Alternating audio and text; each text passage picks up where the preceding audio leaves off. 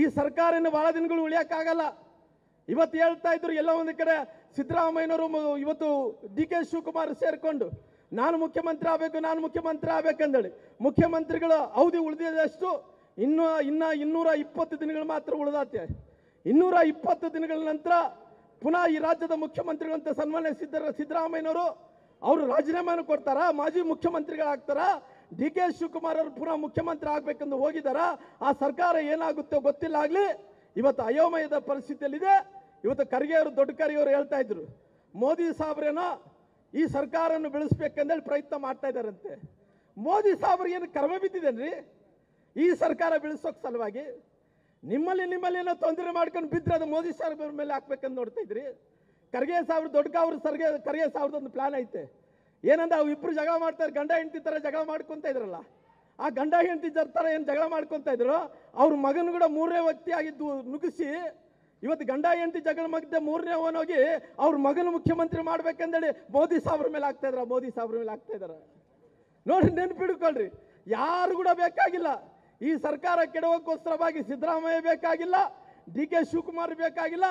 ಖರ್ಗೆ ಸಾಹೇಬರು ಮುಂದಿನ ದಿನಗಳಲ್ಲಿ ಆ ಸೂಕ್ಷ್ಮತೆ ಆ ವಿಷಯಗಳನ್ನು ತಿಳಿಸ್ಯಾರಂದ್ರಿಗಿನ ಈ ಸರ್ಕಾರ ಕೆಡವಲಕ್ಕೋಸ್ಕರವಾಗಿ ಅವ್ರ ಮಗನ ಸ್ವಾರ್ಥಕ್ಕೋಸ್ಕರವಾಗಿ ಅವ್ರ ಮಗನ ಮುಖ್ಯಮಂತ್ರಿ ಮಾಡೋ ಸಲುವಾಗಿ ಮಲ್ಲಿಕಾರ್ಜುನ ಖರ್ಗೆ ಅವರನ್ನೇ ಈ ಸರ್ಕಾರವನ್ನು ಕೆಡುತ್ತಾರ. ಈ ರಾಜ್ಯದ ಇವತ್ತು ಈ ಭಾಗದ ಪ್ರಿಯಾಂಕಾ ಖರ್ಗೆ ಅವ್ರನ್ನ ಮುಖ್ಯಮಂತ್ರಿ ಮಾಡ್ಬೇಕಂದೇಳಿ ಹೊರಟಾರ. ಈ ಸರ್ಕಾರನ ಬಹಳ ದಿನಗಳು ಉಳಿಯಕ್ಕಾಗಲ್ಲ. ಇವತ್ತು ಹೇಳ್ತಾ ಇದ್ರು ಎಲ್ಲ ಒಂದು ಕಡೆ ಸಿದ್ದರಾಮಯ್ಯನವರು ಇವತ್ತು ಡಿ.ಕೆ. ಶಿವಕುಮಾರ್ ಸೇರಿಕೊಂಡು ನಾನು ಮುಖ್ಯಮಂತ್ರಿ ಆಗಬೇಕಂದೇಳಿ ಮುಖ್ಯಮಂತ್ರಿಗಳ ಅವಧಿ ಉಳಿದಿದಷ್ಟು ಇನ್ನು 220 ದಿನಗಳು ಮಾತ್ರ ಉಳಿದಾತೆ. 220 ದಿನಗಳ ನಂತರ ಪುನಃ ಈ ರಾಜ್ಯದ ಮುಖ್ಯಮಂತ್ರಿಗಳಂತ ಸನ್ಮಾನ್ಯ ಸಿದ್ದರಾಮಯ್ಯನವರು ಅವರು ರಾಜೀನಾಮೆಯನ್ನು ಕೊಡ್ತಾರಾ, ಮಾಜಿ ಮುಖ್ಯಮಂತ್ರಿಗಳಾಗ್ತಾರಾ, ಡಿ.ಕೆ. ಶಿವಕುಮಾರ್ ಅವರು ಪುನಃ ಮುಖ್ಯಮಂತ್ರಿ ಆಗಬೇಕೆಂದು ಹೋಗಿದಾರ. ಆ ಸರ್ಕಾರ ಏನಾಗುತ್ತೋ ಗೊತ್ತಿಲ್ಲ. ಆಗಲಿ ಇವತ್ತು ಅಯೋಮಯದ ಪರಿಸ್ಥಿತಿಯಲ್ಲಿದೆ. ಇವತ್ತು ಖರ್ಗೆ ಅವರು ದೊಡ್ಡ ಖರ್ಗೆ ಅವರು ಹೇಳ್ತಾ ಇದ್ರು ಮೋದಿ ಸಾಹೇಬ್ರೇನೋ ಈ ಸರ್ಕಾರವನ್ನು ಬೆಳೆಸಬೇಕಂದೇಳಿ ಪ್ರಯತ್ನ ಮಾಡ್ತಾ ಇದ್ದಾರಂತೆ.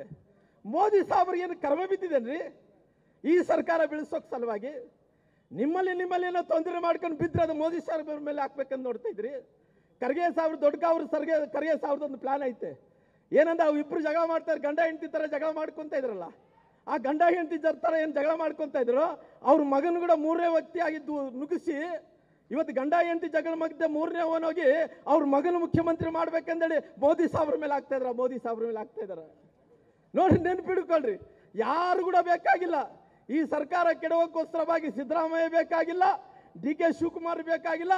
ಖರ್ಗೆ ಸಾಹೇಬರು ಮುಂದಿನ ದಿನಗಳಲ್ಲಿ ಆ ಸೂಕ್ಷ್ಮತೆ ಆ ವಿಷಯಗಳನ್ನು ತಿಳಿಸ್ಯಾರಂದ್ರಿಗಿನ ಈ ಸರ್ಕಾರ ಕೆಡವಲಕ್ಕೋಸ್ಕರವಾಗಿ ಅವ್ರ ಮಗನ ಸ್ವಾರ್ಥಕ್ಕೋಸ್ಕರವಾಗಿ ಅವ್ರ ಮಗನ ಮುಖ್ಯಮಂತ್ರಿ ಮಾಡೋ ಸಲುವಾಗಿ ಮಲ್ಲಿಕಾರ್ಜುನ ಖರ್ಗೆ ಅವರನ್ನೇ ಈ ಸರ್ಕಾರವನ್ನು ಕೆಡುತ್ತಾರ. ಈ ರಾಜ್ಯದ ಇವತ್ತು ಈ ಭಾಗದ ಪ್ರಿಯಾಂಕಾ ಖರ್ಗೆ ಅವ್ರನ್ನ ಮುಖ್ಯಮಂತ್ರಿ ಮಾಡ್ಬೇಕಂದೇಳಿ ಹೊರಟಾರ.